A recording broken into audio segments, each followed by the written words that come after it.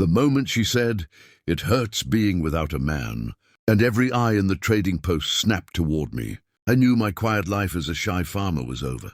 I stood there holding a sack of grain, heart pounding, while a giant Apache girl stared me down like she was daring me to answer. I wasn't brave, I wasn't loud, and I definitely wasn't looking for trouble. But somehow trouble had just chosen me. Was I wrong for speaking up when everyone else stayed silent?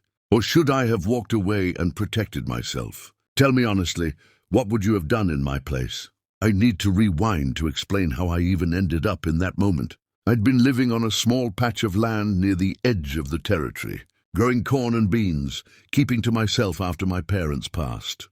I was known as the shy farmer, the one who paid fair prices and asked for nothing extra. Once a month I rode into town to trade. That day, the trading post was louder than usual, thick with tension. She was there, taller than any man in the room, broad-shouldered, scarred by life, with eyes that looked like they'd seen too much. People whispered that she was Apache, that she'd lost her family, that she scared even the sheriff. When a merchant mocked her for being alone, that's when she spoke those words. Not weak, not begging, just honest. It hurts being without a man. Not like she needed one to survive, but like the world had taken something from her and never apologized. I don't know why, but my mouth opened before my fear could stop it. I said that being alone hurts everyone, not just her, and that mocking someone for it makes you small. The room went silent. She turned to me, studying me like I was a puzzle. Instead of anger, she nodded. Later, outside, she approached me and introduced herself as Nita.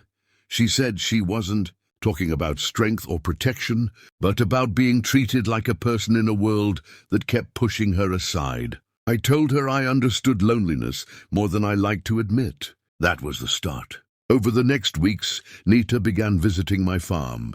Not to take, not to threaten, but to trade work for food and company. She helped me fix fences that had been broken for months, scared off rustlers without lifting a weapon, and taught me how to read the land instead of fighting it. In return, I shared meals, quiet conversations, and a place where she wasn't stared at like a monster. Rumors spread fast. People said I'd lost my mind, that I was being used, that I was in danger. The sheriff warned me to be careful. I was scared, yes, but I also felt something I hadn't felt in years: respect, purpose, and a strange sense of balance. Then the real conflict came. A group of men from town decided Nita didn't belong anywhere near civilized land. They came to my farm while I was away, burned part of my crop, and left a message telling me to send her away or lose everything. When I saw the damage, my legs went weak. Nita stood beside me, silent, jaw tight. She said That's when I realized this wasn't just about fear anymore. It was about who I chose to be. So that's the situation I was in. With my farm half-burned, my safety threatened, and a decision that could change both our lives. Before I tell you what happened next, pause for a second and comment below what you would have done in my shoes. Would you protect yourself and send her away? Or stand your ground knowing the cost could be everything? I told Nita she wasn't the problem, and I refused to let bullies decide who deserved a place in this land. We went to town together, straight to the sheriff. And I spoke louder than I ever had in my life. I named the men responsible, showed the burned crops, and told everyone that if they wanted my food, my trade, and my silence, they'd have to earn it with decency. Nita didn't threaten anyone. She just stood there unflinching. The crowd shifted. A few people spoke up.